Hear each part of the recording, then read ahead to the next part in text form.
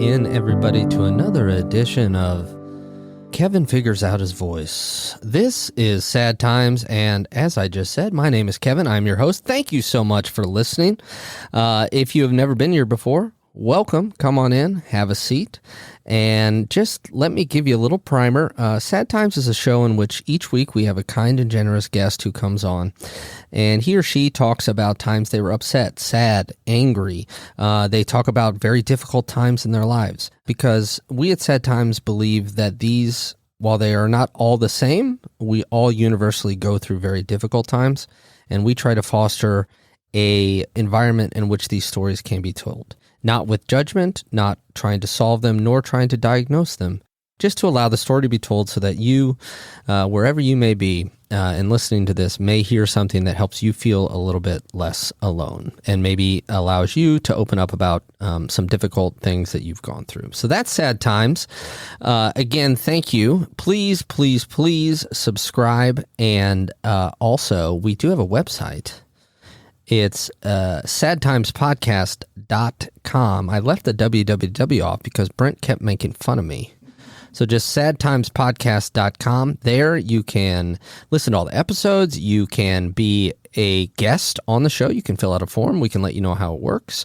And you can buy some sad swag. So please check out sadtimespodcast.com. All right. Before we get to our guest today, we do have a sponsor. And so let's go ahead and do that, 'cause got to pay the bills. Today's sponsor is the burning desire to have film director Terrence Malick direct my memories. I don't know about you, but I'm tired of my memories following the 180-degree rule. Also, why am I always looking at my memories with a stationary camera? And shouldn't my memories have a voiceover that is sagacious and somehow detached from reality? I think so. That's why I have a burning desire to have filmmaker Terrence Malick direct my memories. At least then, my longing and nostalgia will be lit correctly and have the perfect amount of gingham fabric. That's my burning desire to have Terrence Malick direct my memories, brought to you by Esoteric Productions. All right, cool. That's a good sponsor. Not as angry as the ones that Brent brings us, so that's nice. All right, enough of that bullshit. Let's get to today's guest. Very excited to have him. His name is Steven. Steven, how's it going, man? Good, very good. Thank you for having me on. Big fan of the show. Oh, well, thank you. Big fan of being sad, but big fan of the show. Well, we were talking just before we came on about some pieces of art that were very sad. So, yes, yeah, it does draw. I've always felt that. I always say, and maybe this is trite or cliche, I say I love sadness in art. It does help me feel less alone. So, I mean, not like the Smiths, but I mean, I like the Smiths. Big fan of the Smiths. I like the Smiths. Huge fan of the Smiths. You're a huge fan? Yeah. Have you ever seen the website that they took Peanuts comics and put in the Smiths lyrics in the bubbles? No, I have not. It's pretty fucking funny. It's like Charlie Brown saying, "I'm human and I need to be loved." Very funny stuff. So Steven, let's start just getting to know you a little bit. Where are you from? I'm from New York City originally. Oh. Upper East Side of Manhattan. Wow. Grew up there in the 80s. And yeah, grew up right smack in the middle of it and loved it. Tough to go back to it, but I did love it. And now I'm still in the New England area in Western Massachusetts. Yeah. And so, but New York City was home originally. And man, in the 80s, I mean, I guess people say this about many eras of New York, but that had to have been a pretty cool time to grow up. It was. I was too young. I knew stuff was going on. I was like in my teen years. So I was like 12 or 13 going like, something's going on at Studio 54. I'm not quite sure what's happening there, but they never sleep. I knew there was a buzz going on around me. And it's funny to look back at. Yeah, because New York, as we were talking about, earlier in the pre-interview, that like New York's got everybody's got their own internal New York, and it changes like every 5 years. But I definitely had full tilt, like early 80s, great is good New York, brass and chrome everywhere. I don't want to drop his name already, but Trump walking around and just that kind of New York. Oh, he wasn't waddling then? Exactly. Yeah, he was just showing up everywhere, that kind of Howard Stern kind of Oh New yeah, York vibe, and which I it would, and you had said, sorry to interrupt you there. We also discussed that great novel, his first piece of fiction, The Bonfire of the Vanities by Tom Wolfe. exactly. And you said that really nailed it, huh? Absolutely. I was actually, I remember home recovering from some minor, like I actually had my wisdom teeth pulled out.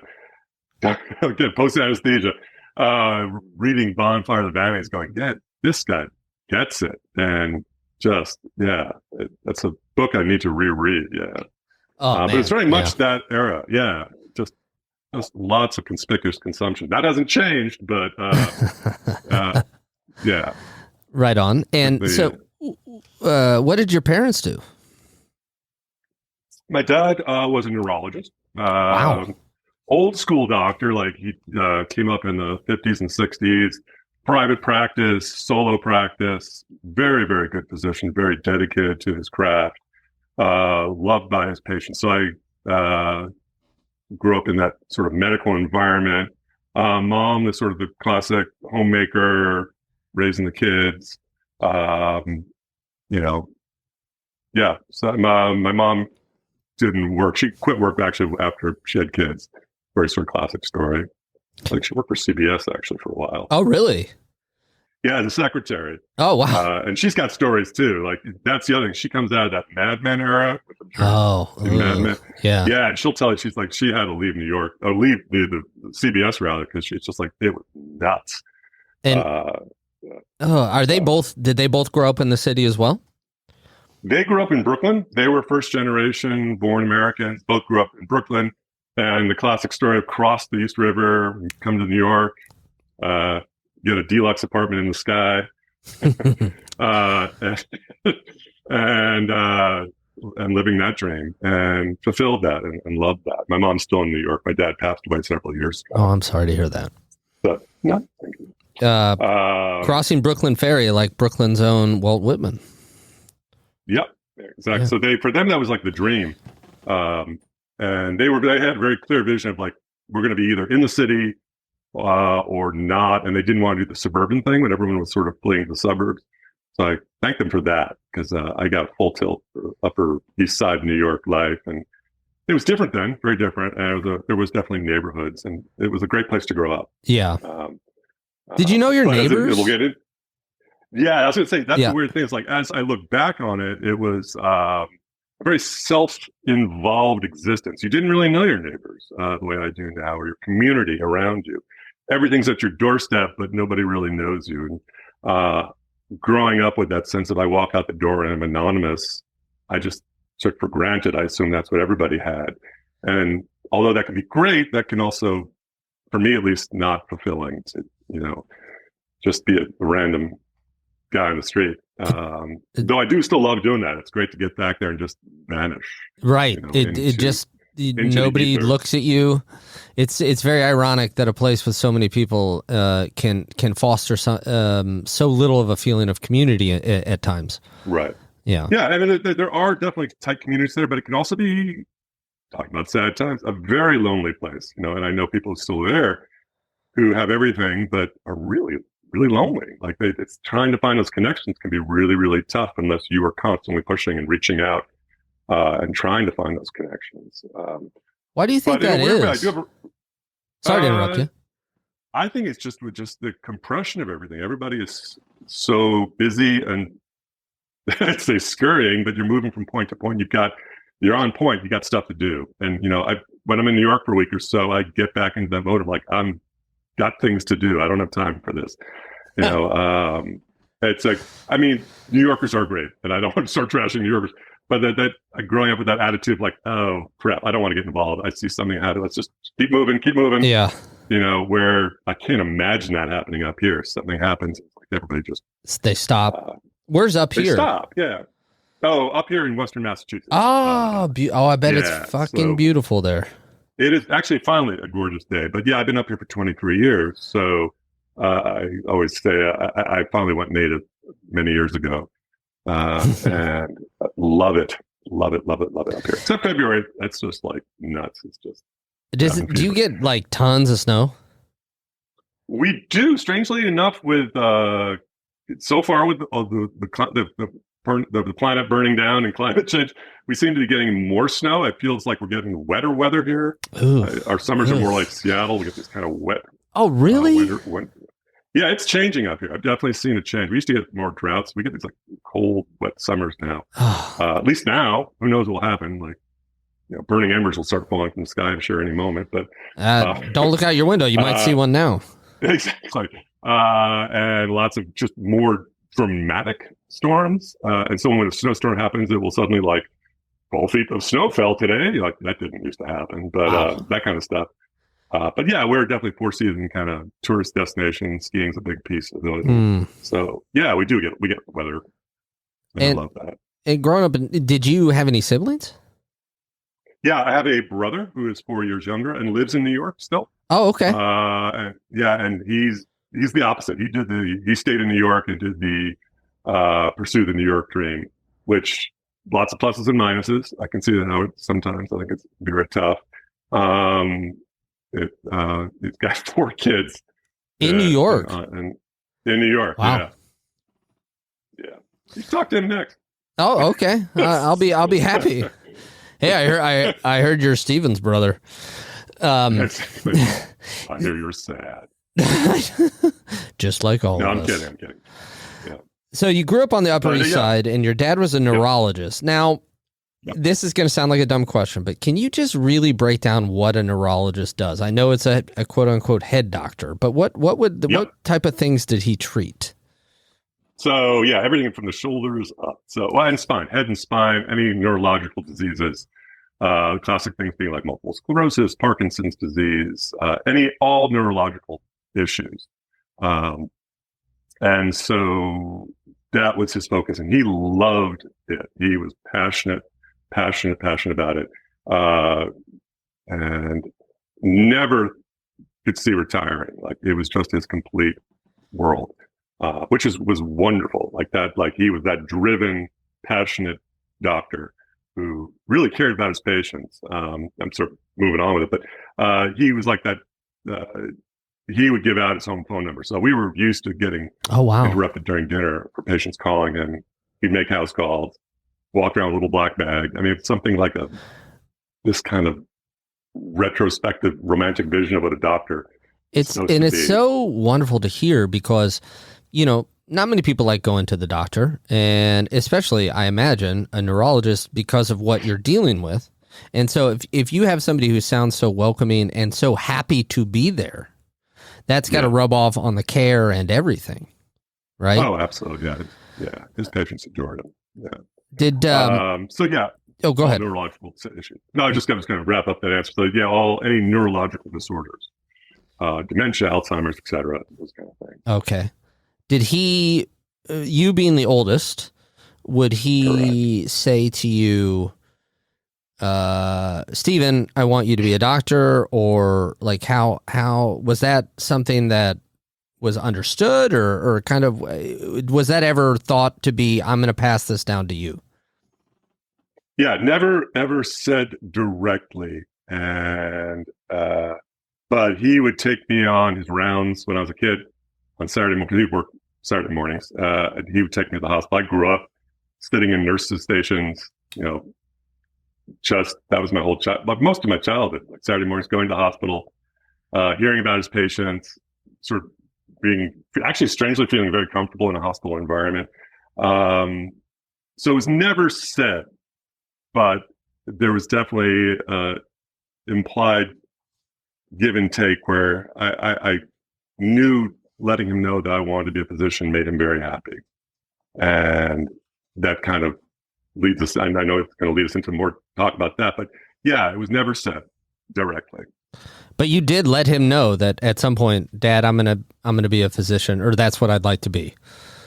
Yeah, I did. Yeah. As I was going through school, because I loved the sciences, excelled in the sciences, found it easy. I loved it. I was class 1 nerd. Loved math, loved computer science, and that just came naturally to me, as did the sort of biological sciences. So growing up at that time as that firstborn to a successful doctor just felt like, well, of course that's what I'll do. It was an easy thing to take on that and say, that's the mold I want to fit into. It didn't feel unnatural, but it was also easy. And I think we often do take those pathways that are, oh yeah, that's the easy way to go. And of course that's what I'll do. And also I remember hearing like people say, oh, that's wonderful that you want to do that. You get a lot of feedback from family and friends like, oh, you want to be a doctor. That's great. Yeah. Like when I wanted my son to be a doctor. Yeah. Well, my son's just going to be an actor like that design. Kevin. Yeah, exactly. Yeah. They went into acting and I don't know what they're doing. Yeah. At least they don't have, Exactly. I hadn't really thought about that way, but there's just a societal feedback of like, that's a good thing. Yeah. What's the kind of stereotype is like, oh, you're going to be a doctor, or you're going to be a lawyer. I think. Right. Oh, absolutely. One time I mentioned to my mom once, and this was when I was in my mid-20s, oh, it would have been kind of cool to be a lawyer. I'm getting law school pamphlets. I'm getting, all this stuff. So you're telling that to people, but you said you like the sciences and math and all that stuff. Did you have any artistic pursuits growing up? I did, yeah. So for me, that was the other piece of my life was the arts. I was also like kind of that artsy, nerdy kid. I was the science nerd, but all my friends were either fencing, they were fencers, or they were in drama club, or in chorus. Yeah, that was that's a thing. Like in these schools, like the weird kids, and that was just my people I felt really comfortable with. So, but coming back to your question, yeah. So when I was in the third grade, I took a photography class. There was like one of these electives, like, would you like to see a darkroom? And I took it and fell in love with photography. Like it was. What drew you to it? Oh, don't know. My dad actually was. He was like kind of amateur photographer. Every dad had like a camera. My good camera. Don't touch it. You'll break it. And we take it out on special occasions. And actually, he was always had it up. But it's a birthday. Click, click, click. And he loved taking pictures. But when I finally got to take pictures and develop them.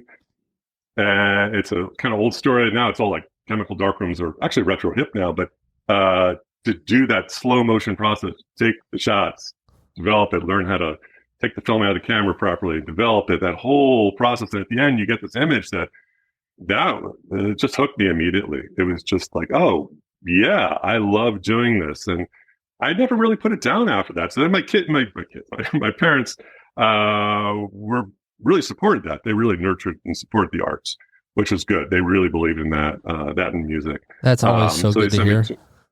Yeah, they really, really supported it. So I went to an arts camp for several summers during my early teens. And it was an amazing experience out in Long Island. They would bus us out there every day, actually near Amityville, which I always thought was kind of wacky. Ooh. Yeah. Yeah, we'd always drive by like, ooh, that's Amityville. Ooh, look, it's James Brolin. So we can take the swimming pool. Would you focus on photography there, or was it kind of a buffet of arts, for lack of a better term? You had to choose, like every summer you'd choose like a major and a minor, and I always would take photography. So literally like in the dead of summer, you're every morning you'd be working mostly in the darkroom with a big communal darkroom with other people and counselors and learning about photography. And in the afternoons it was music. And then they throw in a little bit of sports, had to. And it was fun though. But so I'd spend my summers just studying photography. And they'd give us projects and we'd work on them and there'd be a final project and exhibitions. And that was my life for many, many of my summers. Kids are going to like soccer camp and I'm like, I went to photography camp. Yeah. And it was amazing. It's an amazing place. It's called USDAN, USDAN. Still around. Oh, really? Amazing place for kids. Yeah. That's awesome.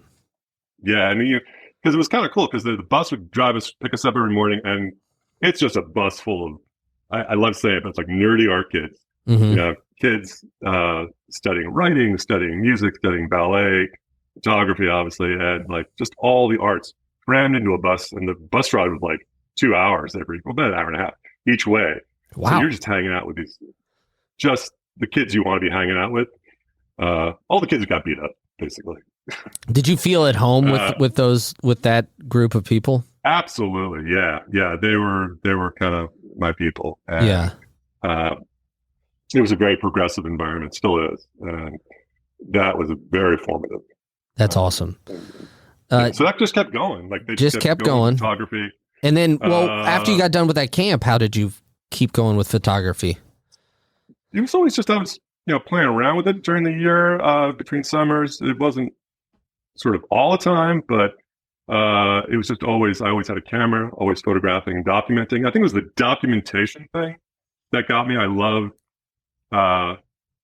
documenting these moments because I started to realize, like, it's funny, we'll come back to that Magic Mountain thing. And the passage of time, these snapshots really helped me sort of start to, as I look in retrospect, organize my life. As I look back on images, I'm like, oh, I know how I was feeling, what I was doing, who I was hanging out with when I took that picture.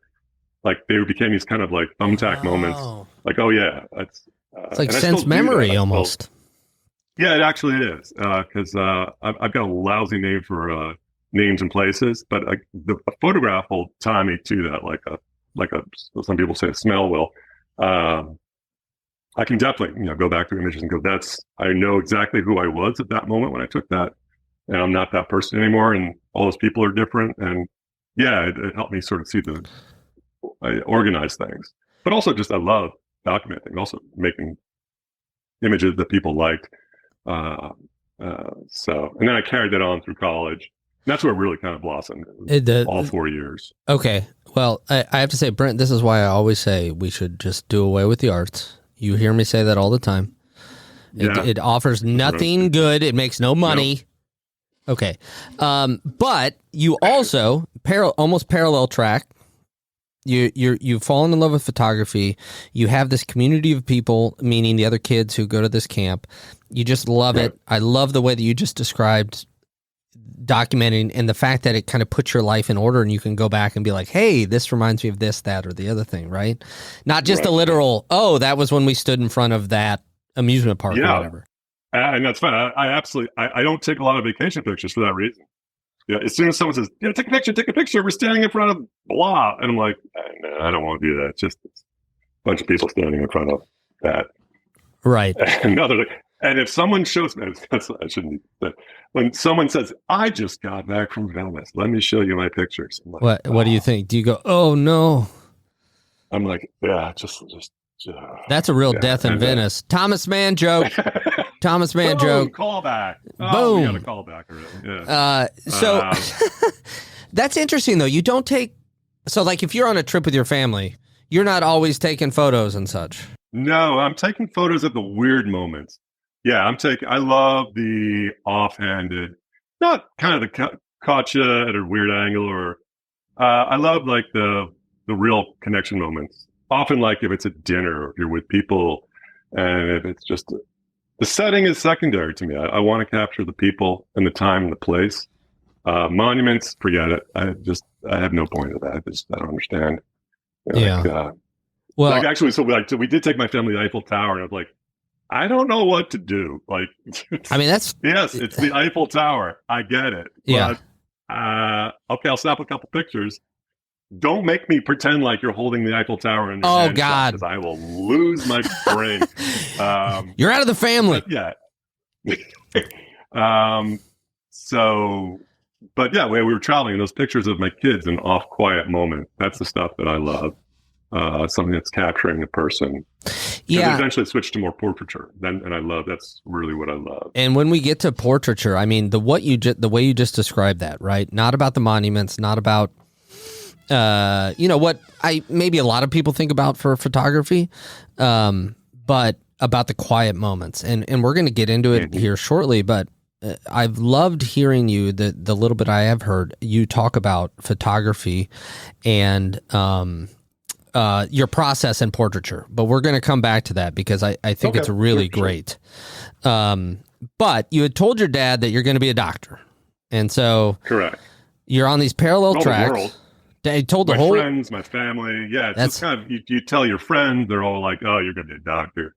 And I'm like, yeah, I'm going to be a doctor. And you feel out that mold. And I keep coming back to that analogy. And you kind of say, well, it's comfortable. Like, this is a good place to be. It's people are looking up to it. People say I'm doing the right thing. Your friends are like, oh, it's great. Like, you know what you want to do. And there's a certain comfort in that, knowing that structure. And everything is laid out for you exactly what you need to do. You need to do a lot, but it's all programmatic. Like, this is what you got to do. Here are the steps, and you'll get there. And it's a good feeling because it's easy. I mean, not the process, but it's all laid out. Yeah, you've you've said easy so many times, and I just kept thinking to myself, woo, if med school was easy for this guy, I'd like to see what was difficult, you know?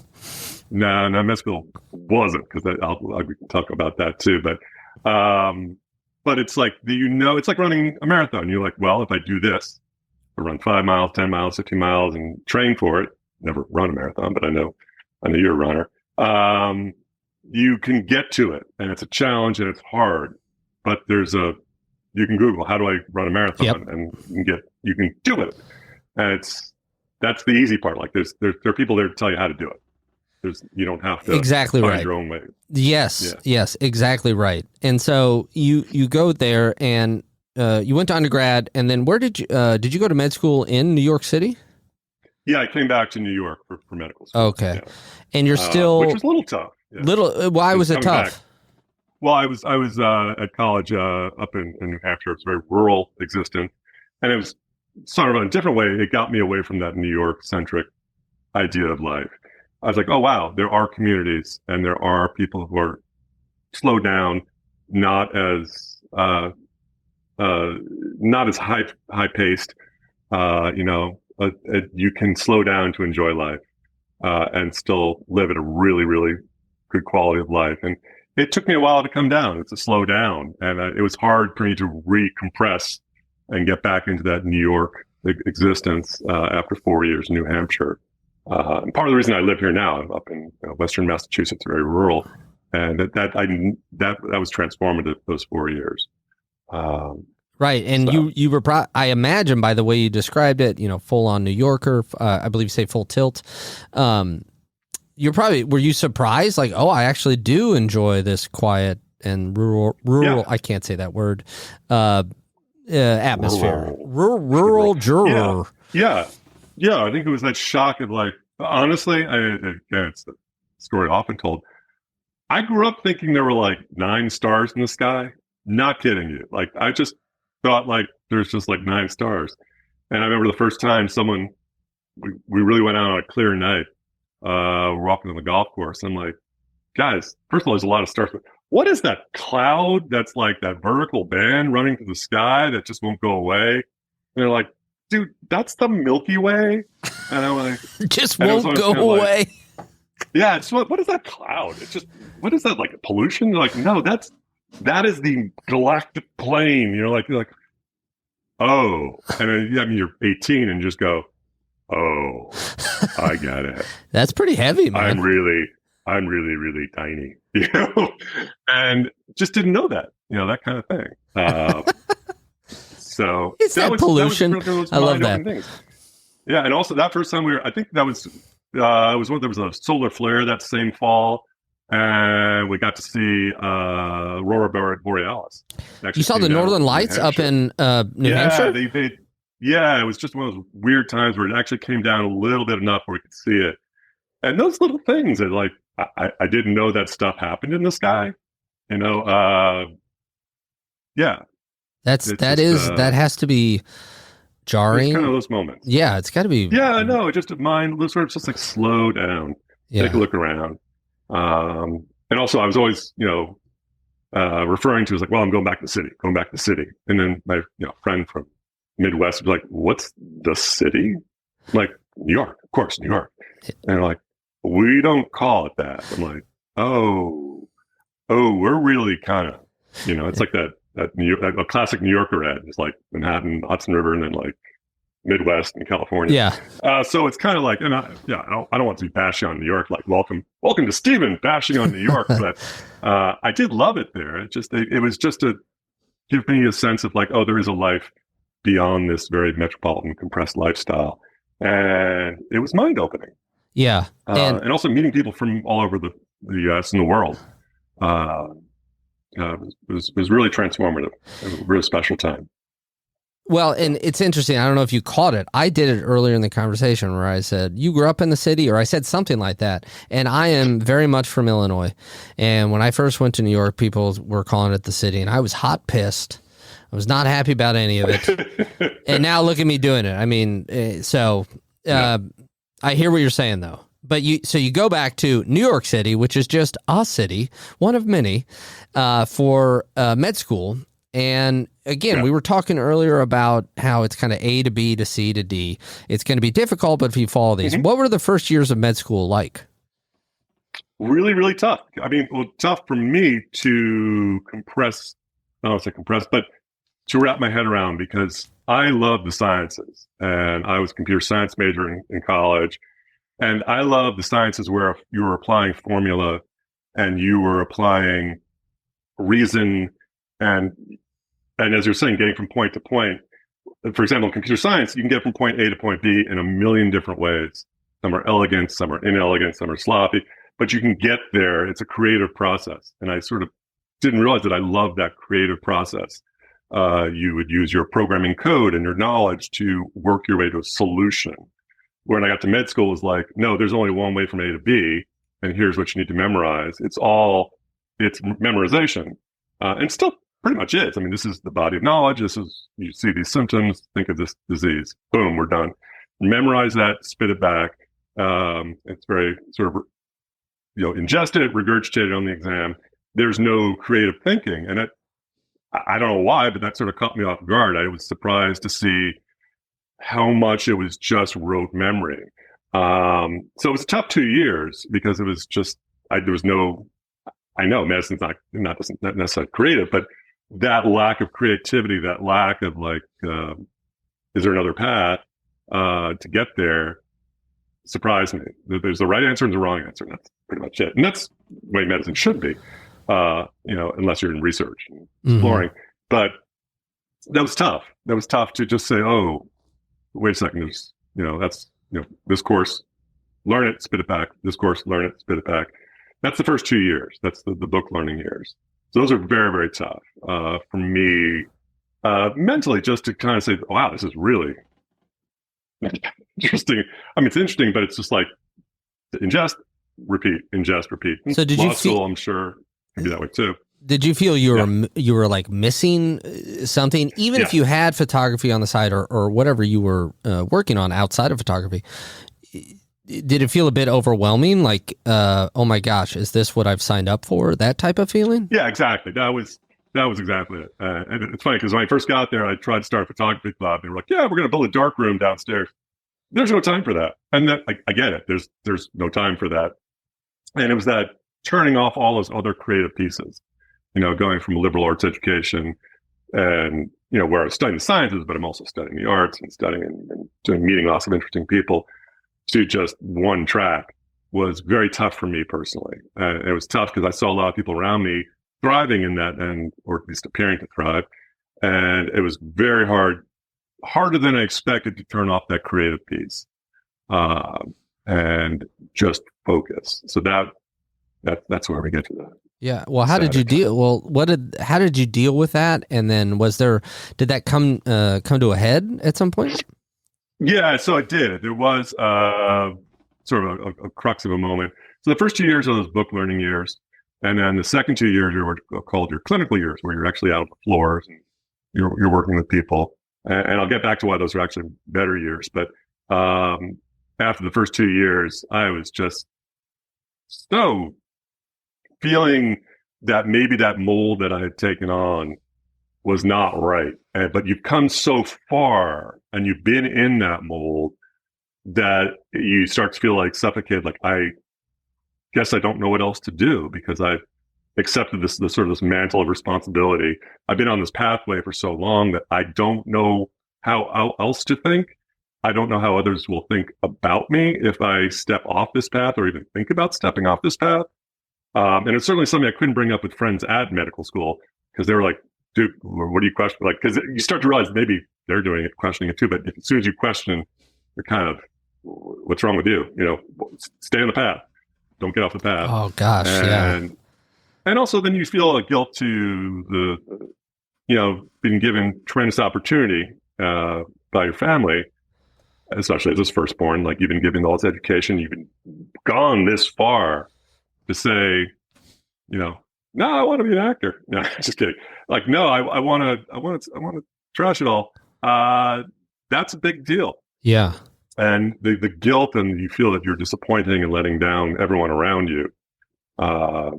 And, to add to that, just at the end of my second year, I had just met the woman who's my wife now, and fell madly in love. And her family, she came from a family of doctors, and they were very approving of me. And they're like, oh, he's a doctor. He's going to be a doctor.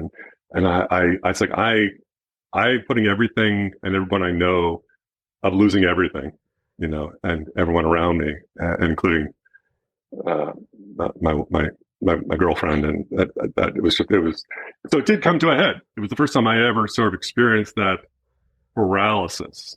This was like where we come to it, where I just didn't know what to do, and it was paralyzing. And it wasn't necessarily depression. It was just completely, I don't know what to do. I have nowhere to turn. And then it did sort of come to a head one day, when the beginning of the first day of third year, which is your first clinical year, and just said, that's it. And it was actually, a very moment of clarity, like a bell goes off, ding, like, this is nuts. I can't keep going on this path. Let's stop. And what do you mean by stop? Well, I just like something has to change. I think moments like that in my life where, like, oh, this is broken. This can't continue. There's something very wrong here. I need to make a change. And so I put on my sneakers and I went running, and I don't run. So I was running around. Oh, that wasn't a normal thing for you. It was just like you were kind of going out of your skin, and you're like, I don't know what to do. I guess I'll run. Although I was rollerblading back then, because everybody rollerbladed. Sure. That's cool. Yeah. Not me. I fucking can't rollerblade. Anyway, go ahead. No, you're not. I'm 6'4", so me on rollerblades is like this 9-foot sprint coming down a highway. It's just it was just like, it was stupid in retrospect. So no, I just was running, and then actually fortuitously ran into my roommate in the park, who was a big runner and one of my closest friends from college at med school. And he's like, dude, what are you doing? I'm like, I'm running. Like, from what? I'm like, everything. And so then, I got back and I realized I got to stop, and I got to take time off, and I did. But there was really, even back then, although I think it's treated differently now, there was really no pathways back then to stop. You didn't do that. So how did you communicate it then? I went to the dean and said, I'm gone.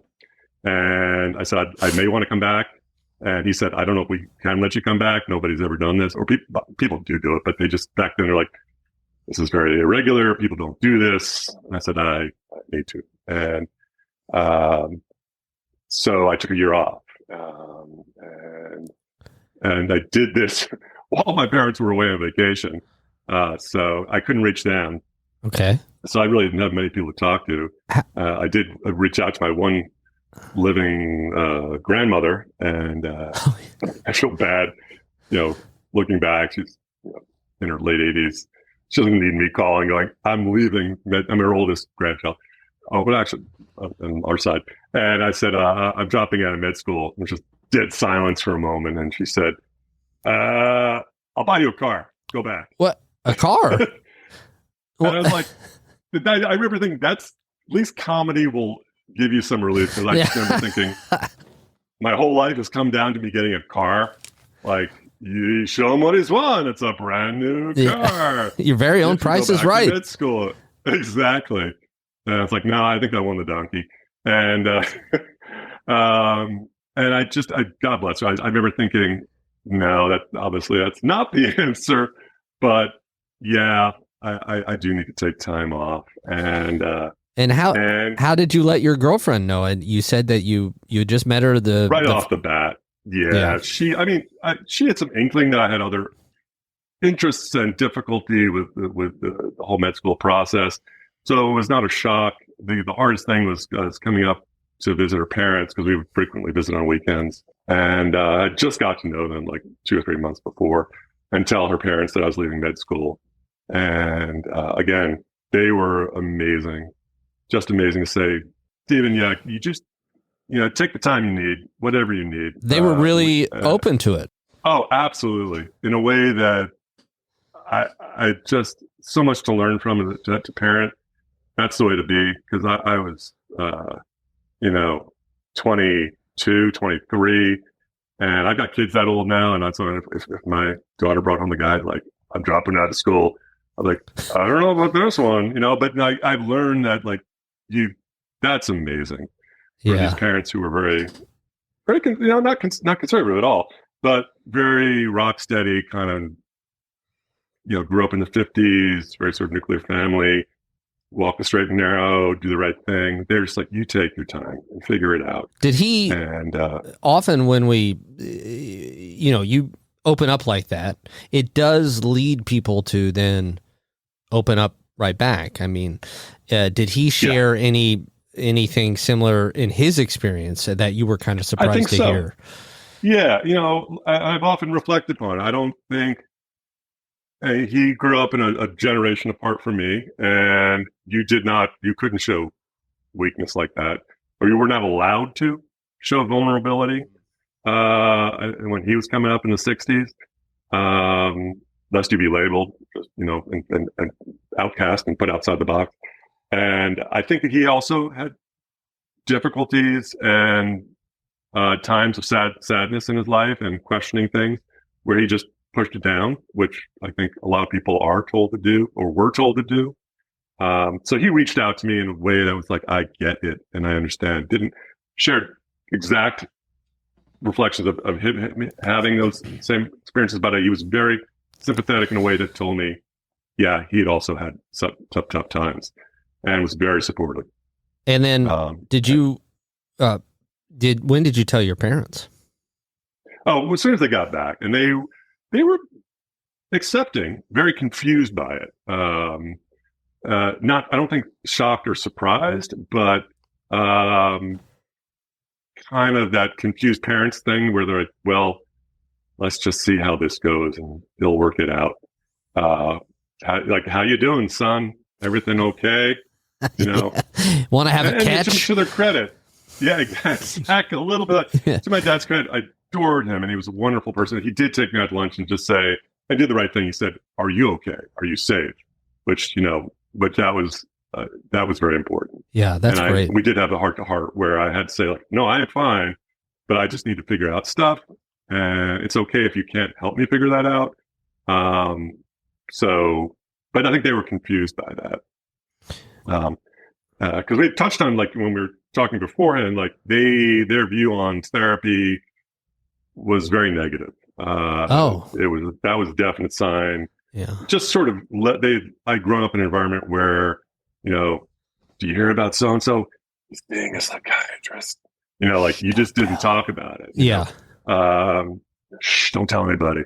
And they're divorced. That kind of stuff. And you're like spelling the word, and like it's like treat. Exactly. TREAT DIVORCE. Exactly. Their little NUTTY.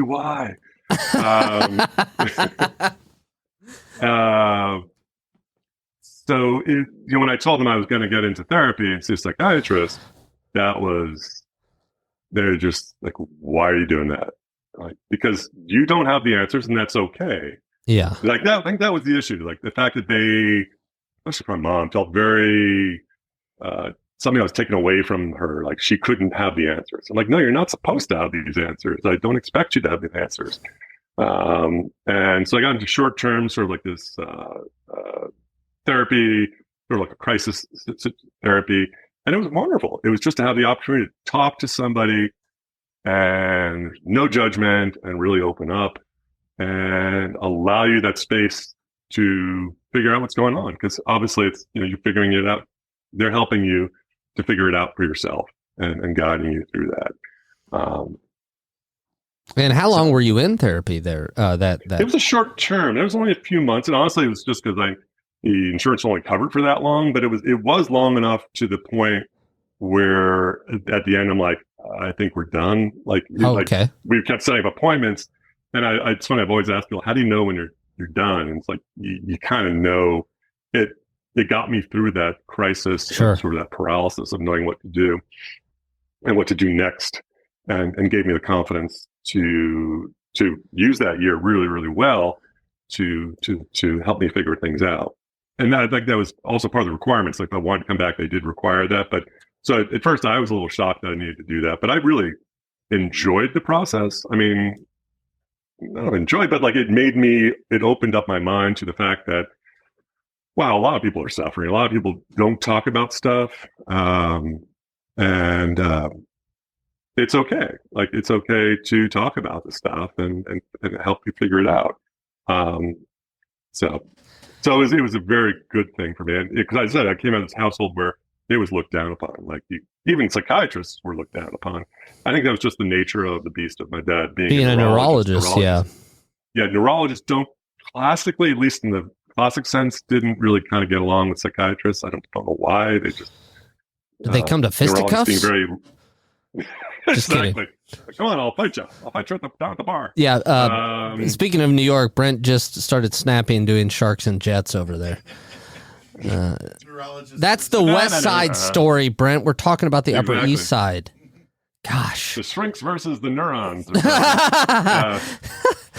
So wait, a couple things. Work on that one. Brent and Wade over there, we need to get a giant, we'll call it a pegboard, a whiteboard, to mark every time one of our kind and generous guests comes on and says, and that's as long as the insurance would cover it.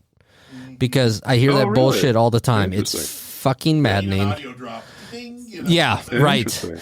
That, and then two, you said, yeah, it's sad but true.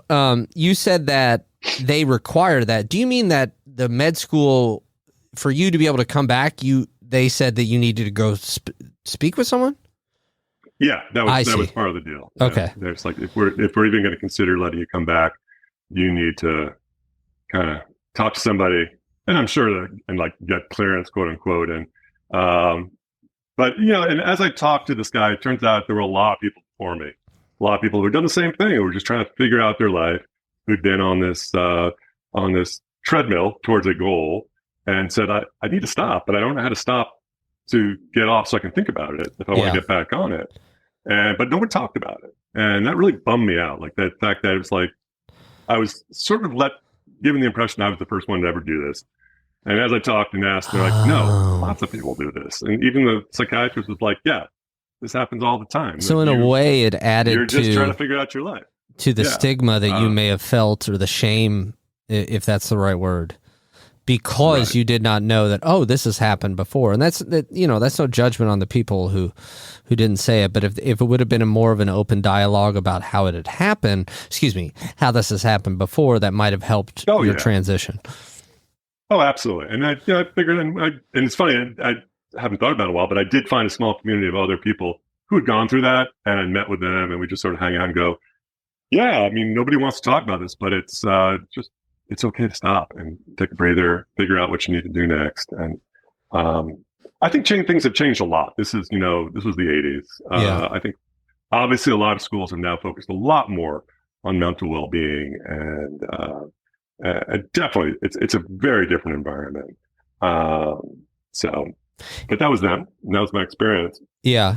And then it was tough. I'm sort of romanticizing it a bit, I feel, but it was a hard time where I just woke up like, I don't know what to do. Well, let's put it into perspective a little bit, Stephen. I mean, like, this is just from high school graduation on. This is 6 years, full speed ahead, right? 4 years. I imagine 4 years of undergrad, 2 years. There's the relationship you have with your dad and what you've promised him. That's a lot to have all build up, and then when you realize, oh shit, I do need to step away. That's a lot to deal with. Yeah, I think it was, it's funny, this process has helped me sort of reframe it all, but it's like disappointing people too. The disappointment that I knew so many people would be feeling. Yeah, right. Because we all do care that. Like, I don't want to let people down, and it's okay to just stop and say, what do I need to do here? Yeah. And be a well-rounded, happy person, because this isn't working. So it is okay, and it's not said enough, really. I don't think. Right. And yeah, it's actually definitely changed the way when I talk to people all the time. Like, well, are you talking to people? Are you in therapy? No, I don't need that. Like, no, we all need at some point, just you get your car tuned up. It's okay. Get tuned up. Figure it out. Yeah. Get back in, and even with our kids, because definitely our kids have both been in some degree of therapy, and zero questions about getting them into therapy when they needed it. And that's great. Yeah. It's funny. We can touch on that, like talking about my son, like, and his struggles. Like, I saw it was so much, I think, easier for him, because we were just like, yeah, this is what we need to do. We need to get you some help. Right. He hit, when growing up, profound ADD. Which honestly, I think I was kind of biased. I was like, I don't really buy this. And then you have a kid with ADD, and you're like, oh, I buy it. Yeah. I totally buy this now. I get it. And I think in a lot of ways saved his life. The help he got. And helped him to get. So, going through that made it a lot easier to advise our kids that way too. And to be that, I'm sure, I don't mean to speak for your children, but I'm sure that they felt comfortable coming to you with that, to say, hey, I think I want to, whatever, I need help with this, or whatever it may be. And oh yeah, a lot. Which more. is kudos to you and your wife, because that's a wonderful thing to do, because, you talk about disappointing, and I'm sure they did not want to disappoint you or your wife or anything, and that you guys are so accepting and loving about it only makes the process better. Yeah. Oh, absolutely. And we still talk very openly about stuff. And even as they were growing up, I would let them know, like, no, Dad's not perfect. Dad had these tough times, and there's been lots of tough times, and this is how I'm feeling. This is how, I'm feeling good now. I'm feeling depressed, feeling like, just, it's okay to talk about this stuff. It was just never, I didn't grow up with that. But yeah, actually, it's kind of a whole other side chat. It's like, through my son's therapy, which we were sort of part of, I was like, I learned a lot about myself, because a lot of stuff is genetic, obviously. I'm like, I get that. I get that. That was kind of me. I wish I had this when I was his age. Right. Yeah, you learn a lot through your kids. So, Brent, we should adopt a kid. Yeah. Yeah, sure. No, that'd be a very bad idea. Guys, Brent pregnant? Brent, you don't have to answer that. HIPAA laws. So what did you do in this year? You said, I'm going to probably butcher how you said it, but you said you actually had a really good and productive year off. What did you do during that year off? So the first thing is I looked at I was like, I don't know what to do. I'm going to go to the classified ads, because that's what you did. There was the not internet age. Open up the classified ads. You actually take out a marker and circle stuff like that of the movie. And I applied to work at a photo studio. That was my first instinct, coming back, bringing back photography. And I did interview at a few photo studios, which was completely bizarre. And also at the same time looked at doing some computer work for NYU, and then also doing some rotations at the hospital. So I wanted to see a little bit of everything. I wanted to, at my pace, I had to make some money, obviously. So that was the job at NYU, doing computer coding, which is my I had done that in the past. I worked for HBO and as a computer coder. So I could do that, and also go back and not let go of the medicine completely, and do some rotations as a volunteer to see potential things that might draw me back in. But the photography was interesting. I went to a studio downtown. This was the 80s. A bunch of literally heroin chic models walking around, well, chic, but that look, walking around. There's a guy photographer behind a desk, stroking a cat, wearing a turtleneck. And I'm like, Really? I'm not kidding. I'm like, this is like, has Austin Powers made this movie yet? Because this is what I feel like I'm in. Was Inspector Gadget beating down the door? Yeah, yeah. Actually, what song back then? Great TV back then. Actually. Oh man, Mystery Science Theater. Oh, you know what got me through it? A lot of sad times. Mystery Science Theater 3000. Brent is saying him too, and shout out. Yeah, to MST3K. Agreed. Many a time on the sofa, laughing my ass off watching. I still force Kevin to watch it when he stays over. But force is the wrong word, because I love Mystery Science Theater 3000. I love it. And I know a very close friend of Brent and I's, who will be listening to this episode at some point, is a huge, huge fan of that. It's wonderful. Yeah. You know, this was, again, pre-internet. I wrote in to become a Misty member. I had a badge, and there was a newsletter. Really? And there was I remember lying on the sofa going, I can work for these guys. This is what I want to do. Yeah. I want to work for MST3K. Moved to Minnesota. Exactly.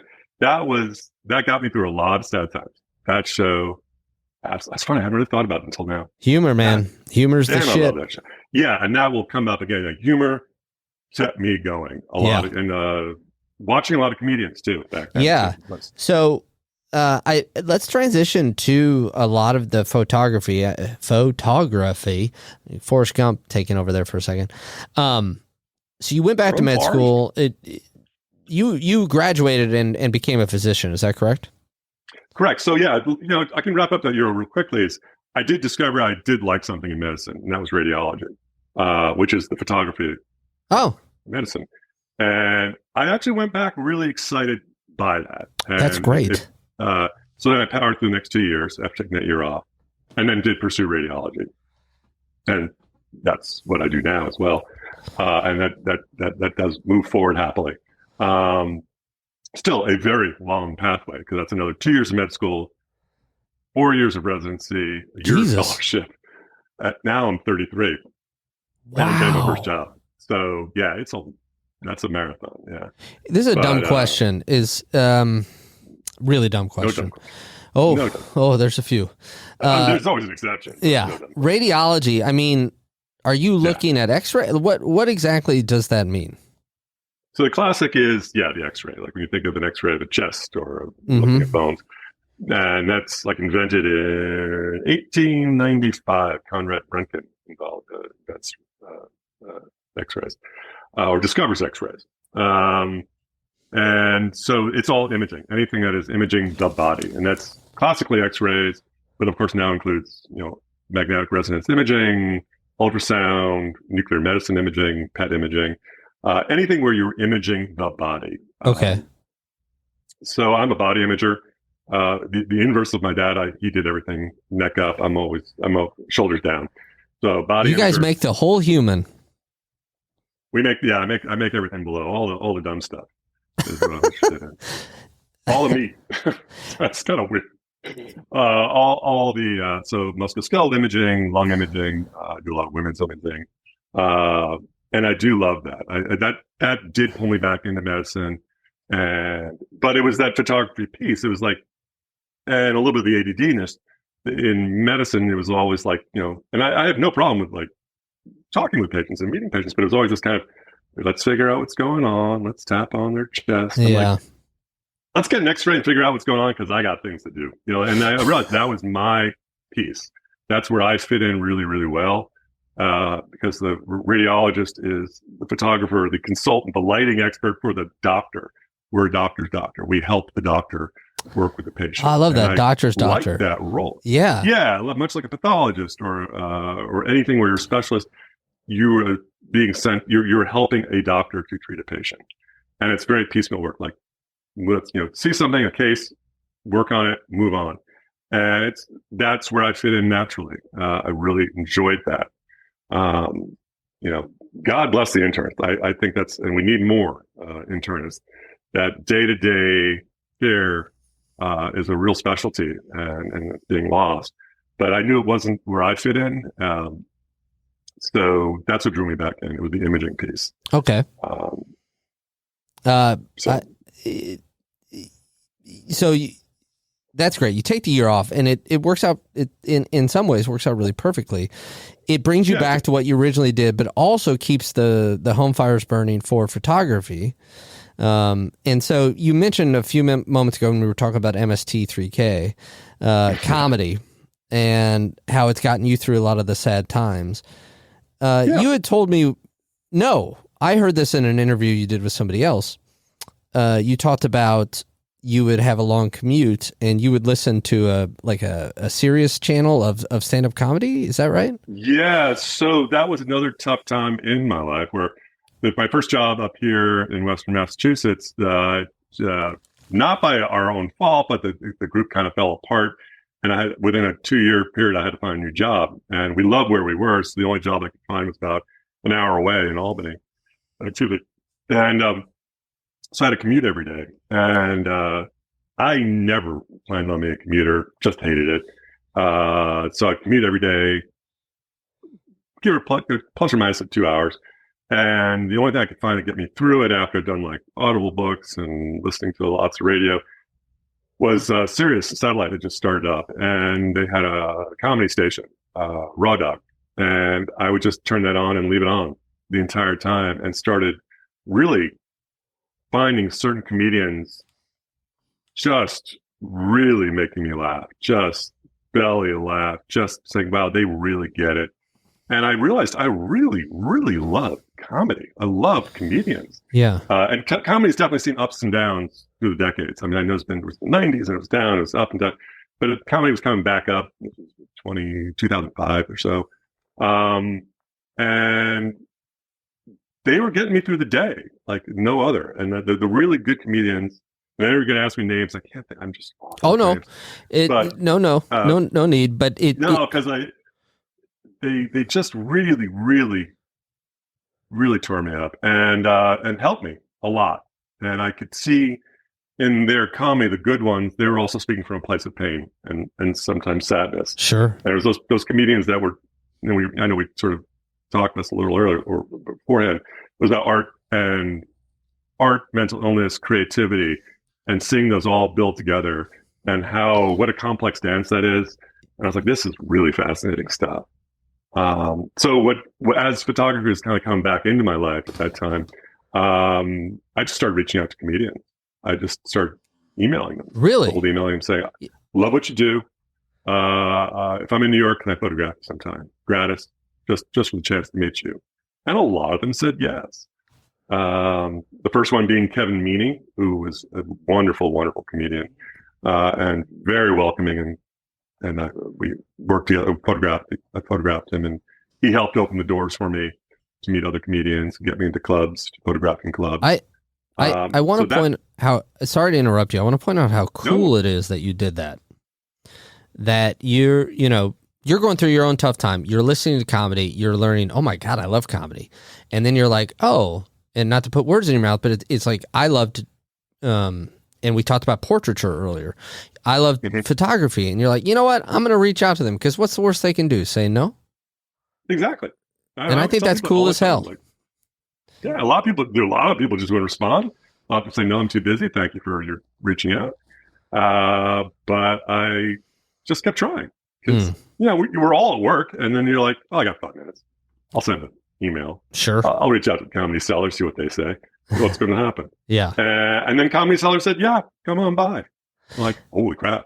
And that's kind of how stuff happens. Yeah. And then you got into, well, I know this is glossing over a lot, but you got into portraiture. And in speaking with you before, one of the things that really resonated with me is how you described a sitting session with somebody that you're taking their photograph. And I think you said that setting up the photo space is a bit like therapy.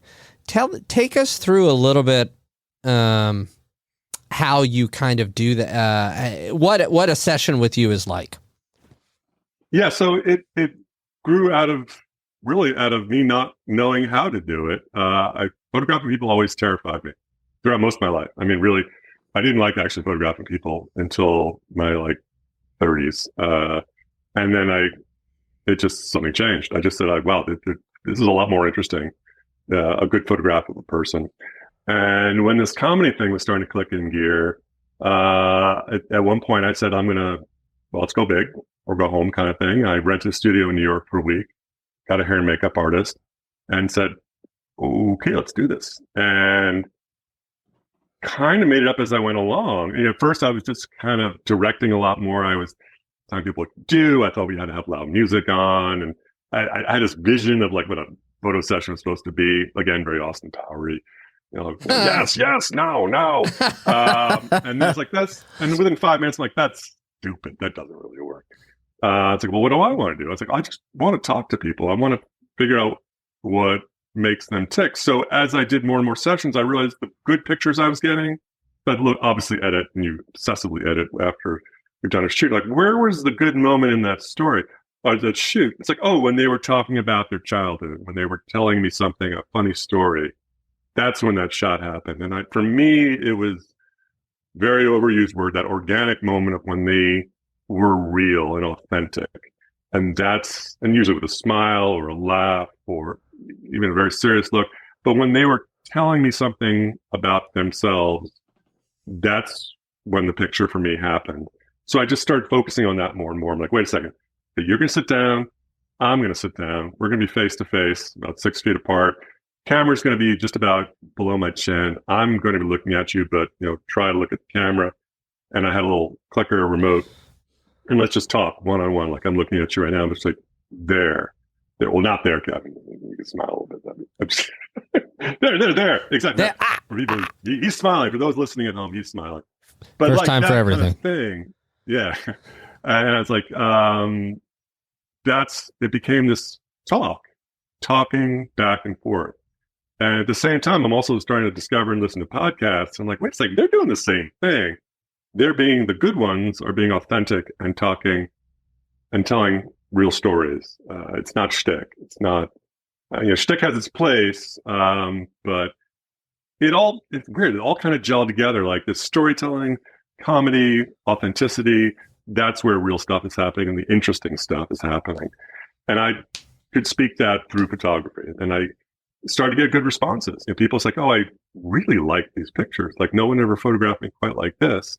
Or a session would end and we'd be coming at the end and someone would say, well, when do we start? And I go, we're done. And they say, I didn't know. Like, wow, wait a second. But then they would love their pictures. And that's where, and getting that feedback obviously kept driving that process. So my sessions now are very much kind of like therapy.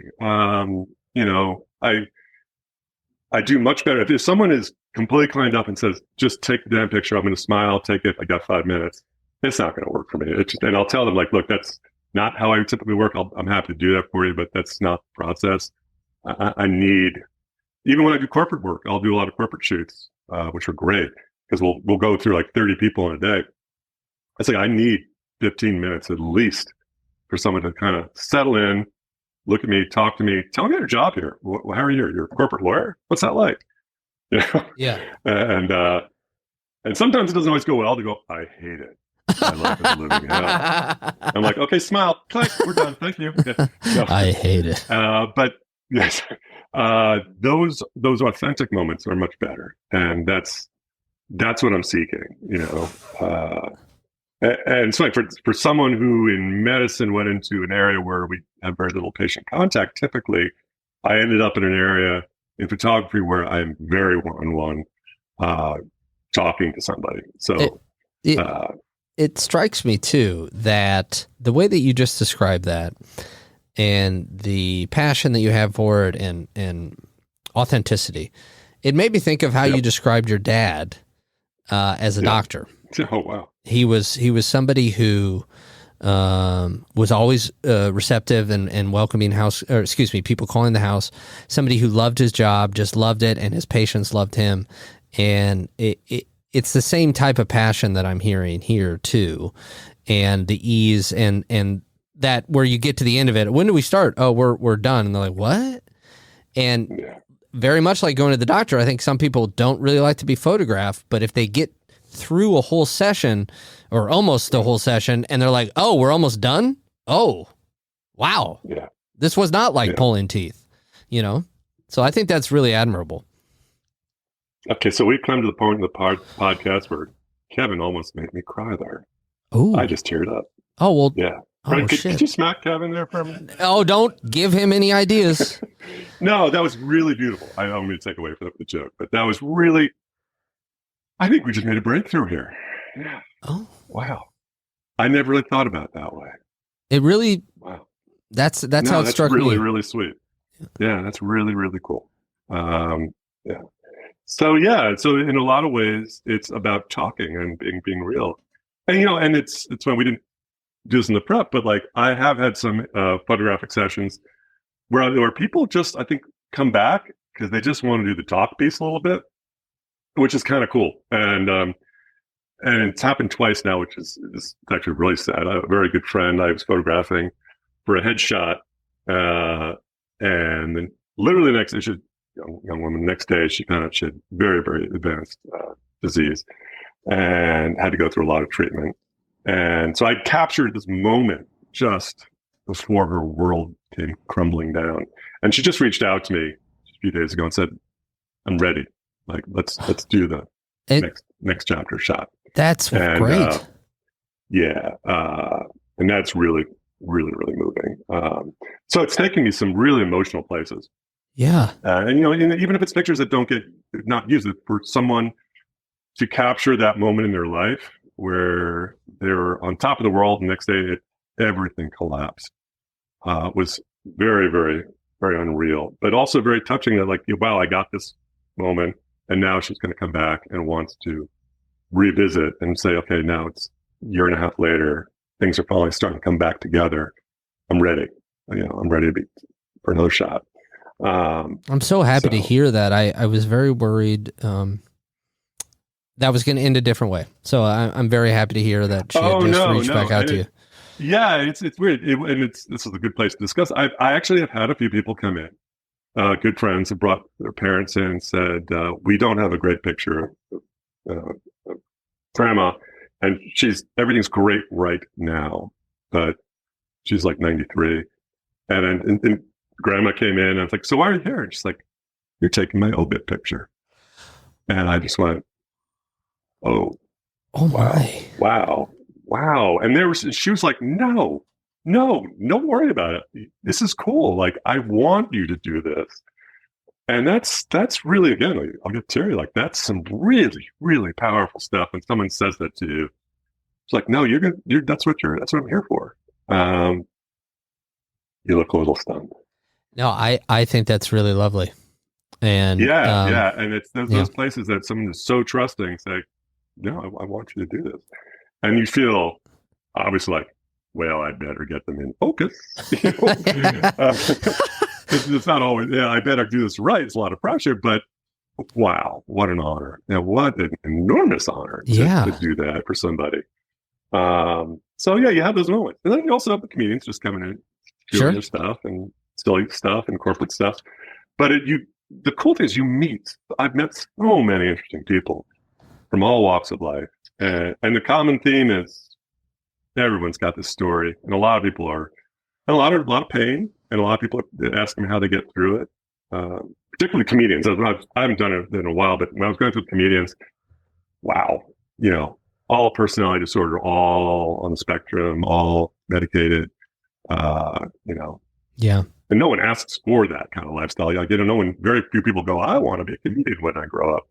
They all got there somehow. I'm like, how'd you get here? So that all these stories are just amazing. Story is the word that I think you've used throughout in storytelling. And when you and I have talked off air, you talked about the best comedians to your mind tell great stories. Yep. Yeah, exactly. Yeah. And also, there's always going to be a place for the, rim shot joke, and that's fun. But the people who really draw you into a story about their life, and that's amazing to me.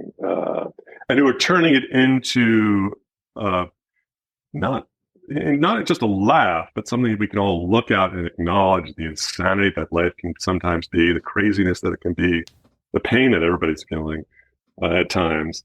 And that's okay, because, again, I always come back to, you can laugh or you can cry or you can do both, but definitely laugh. Always. You have to. And I've taught my kids that too. I've definitely, that's the beauty. I have broken my kids. They are some weird, strange senses of humor, and I love that. That is, dude, I have the podcast for them. It's called Hysteria 51. Yeah, I've told them about it. Oh, I know. I figured you had. Yeah. Yeah, no, it's great as they're turning into these really cool young adults, and they're sending me back stuff, and I'm like, oh, damn, you're not supposed to show that to your dad. God damn, that's funny. Yeah, right? Yeah. So Stephen, you've been in, obviously you've been in the medical field for a long time. You've been in photography for a long time. And, as we're wrapping up here, I am curious, as you continue to do portraiture, is it still about really just getting to know that person and the storytelling? Is there something else? Is the lighting a part of it? Or is it really at the base? And again, another word that you used a lot that I love is authenticity. Is it about the storytelling between two people that you love that helps you capture the moment in time? Yeah, it's that last piece, because as I'm sure, as you know, as a podcaster, once you get started, there's a lot of technical pieces. There's a lot of the audio, the balancing the mics. There's you're getting everything EQ'd just right. And you get through that. And once you get through the technicals, it's about that story. And yeah, I'm always playing with lights. And I do love the art of it. Mm-hmm. And I'm always exploring different lighting techniques and things that work and don't work. I still love dramatic photography. I'm doing quite a bit of, on the side, a lot of fashion work as well. I've seen some of that. It's really cool. Yeah. Thank you. I've been working with a local amazing dress designer. I've been doing all our photography lately. And that's also cool, working with another creative. And those collaborations where she's saying, well, what do you think of the length of the hem? And I'm like, you're asking me? Like, I don't know about dresses, but it's cool when someone is asking your opinion and that give and take. And I'm asking her about the lighting a little bit and the style of the shots. And you're working with another artist. And you are trying to tell a story about, in this case, about her dresses and try to make it interesting and eye-catching. And a lot of it's also imitating. There's so many other older photographers I love. I love the fashion of like Hollywood glamour photography. I'm always sort of calling back to that because in a lot of ways there was storytelling. It was a very dramatic story, but using those techniques to enhance the story. But at the end of the day, it is about that person being authentic. And it's interesting. The toughest times for me is when I've had an actor sit down in front of me who needs a headshot, and I'll start, and they'll say to me, "Who do you want me to be? Who am I? Give me direction." Oh, I'm like, it's like another role. You. Yeah, be yourself. And they're like, I don't know who that is. Like, oh dear God. Okay. Well, I think who are you? Yeah. And that's happened a few times. We're like, yeah, I need direction. Right. And then it's part of your art. It's not just the lighting. It's not just the framing. It's not just the focus and the lens. It's letting that person be comfortable and then helping them find who they are in that moment. Right. And right. That's for me is and it's usually that one-on-one. That's the thing, like, what are the tough things? Right. Tough things for me are actually shooting groups because that's much more programmatic. Like, I got to get everyone smiling, everyone looking at the camera. Yeah. They can't all tell their stories at the same time. And obviously, so that's a little more difficult for me. Like, I found my thing, the place where I can really kind of sing with the work, photography, is like that one-on-one and connecting, which has shocked me because I always thought of myself as an introvert. And as I get older, I find, and it's funny, I've seen a lot of people, I don't want to derail, it's another conversation, but a lot of people talking about the fact that an introvert could be very extroverted, but we're doing it drawing from an enormous amount of energy to do it. We want to do it. but it's very exhausting. And That sounds right to after me. my sessions. After a session, after photography, I'm sure after his podcast, I'm wiped out. Like, it's like I need to reset and like go in my hibernation chamber and just, I think what I might do recharge. as a reset for me is maybe I'll watch an MST 3K. You've got me really salivating to visit an old one. Forget, like, you need the best because there's some are hit or miss, but there's some that are just so fantastic. Yeah. And they were. And I would be remiss if I did not say, I mean, you said earlier, as a podcast, you need to worry about the production and the sound and all that. I'm the luckiest guy alive because I got Brent who knows all of this shit, self-taught, by the way, which I admire. And he takes care of all of this for me so that, and you said like with that, the woman you've been photographing lately, mm-hmm. she's asking, does this hem look right? You're working with another artist. Like I feel that way with Brent too. It's just like, oh, cool. Really? You want to know my opinion on that? Oh, does Brent ask you about his hemline too? Or? God, more than you know. Good Lord. Not dance. Sorry, I'm moving into Stereo 51 territory. Yeah, I know. As long as C-Bot doesn't get brought up. Oh, there's the C-Bot. Oh, he's a motherfucker. So, Stephen, I really appreciate you coming on. I really appreciate you taking us through that. I think it's a really valuable story in so many ways. And I want to harken back to you were overwhelmed. You said, you did the right thing for you. You took a step back and look what came of it. You stayed in medicine and then you found that this other thing flourished for you. So thank you so much for coming on and sharing that. Oh, my pleasure. Real honor. Thank you. Yeah, it's been great. And as we're wrapping up, is there anything else that you would like to say or maybe didn't get a chance to say that you want to make sure, is heard on the episode? Yeah, definitely coming back to that, like, there's no shame and stigma in reaching out for help. Professional medications. We didn't even touch on medications, and I do think we're living in a much better era where it's much more talked about, but there is no shame in asking for help. And the second point is I am coming out to Chicago and I'm photographing you guys. Got to do that. Oh, got to do that. Please do. That would be fucking awesome. Yeah, that's my goal. Yeah. Okay. So. I look forward to that. If anything, just for the conversation, I think there'll be a lot of fun. Yeah. We can watch some movies. That'd be cool. Oh, hell yeah, man. Oh, yeah. I'd love to do that. Oh, cool. All right. Well, let's get it on the books. So, and go ahead. Sorry. Absolute pleasure. Yes. No, it's an absolute pleasure. Thank you so much. Thank you, Stephen. I really, really appreciate your time. And thanks for coming on. And then I'll go ahead and wrap up the same way I always do and say that there is always room for kindness and grace, even with ourselves. It's something that I forget every day, but there is always room for kindness and grace. And we'll see you next time on Sad Times.